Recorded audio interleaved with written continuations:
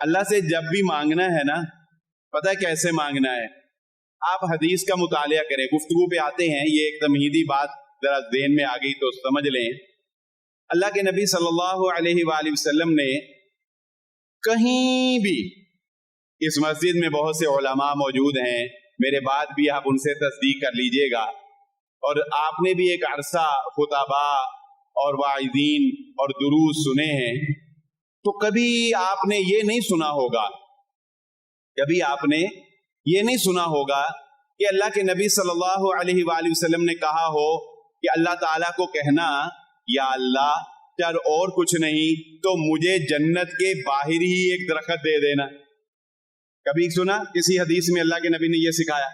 کبھی آپ نے سنا کہ اللہ کے نبی صلی اللہ علیہ وسلم نے کہا ہو کہ تم بہت گناہگار ہو، تم بہت خطا کار ہو، تم سے غلطیاں ہوں گی، خطائیں ہوں گی، تو تم اللہ کو کہنا یا اللہ کیونکہ میں بڑا گناہگار ہوں، میں بڑا خطا کار ہوں، تو چلو مجھے جنت، میں نہیں کہتا جنت، مجھے اعراف والوں میں ہی کر دینا۔ اعراف والے سمجھتے ہیں نا کیا ہے؟ نہ جنت میں نہ جہنم میں، پر ایک لمبی بحث ہے کہ آخر وہ جنت میں چلے جائیں گے۔ تو اللہ کے نبی صلی اللہ علیہ وسلم نے کہیں نہیں کہا، حتیٰ کہ یہ بھی کہیں نہیں سکھایا، میرے ناقص علم کے مطابق یہ بھی کہیں نہیں سکھایا کہ اللہ تعالیٰ سے مانگتے ہوئے یہی کہہ لینا کہ اللہ چل مجھے جنت میں ایک جھونپڑی ہی دے دے۔ نہیں کہا۔ کیا کہا؟ اللہ کے نبی صلی اللہ علیہ وآلہ وسلم نے ادنا سے ادنا امتی کو اور مجھ جیسے گناہگار کو اور خطاکار اور سیاہکار کو بھی یہ کہا، اے اللہ سے جب بھی مانگنا جنت الفردوس مانگنی ہے، اللہ سے کم نہیں مانگنا۔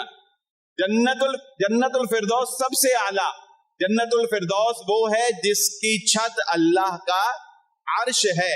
تو اللہ کے نبی صلی اللہ علیہ وآلہ وسلم ہمیں یہ سکھا رہے ہیں کہ اللہ سے جب بھی مانگنا ہے ذرا کھل کے مانگنا اور جنت الفردوس مانگنا۔ تو اللہ تعالیٰ سے ہم دعا کرتے ہیں اللہ ہمیں بھی تو جنت الفردوس میں داخلہ عطا فرما۔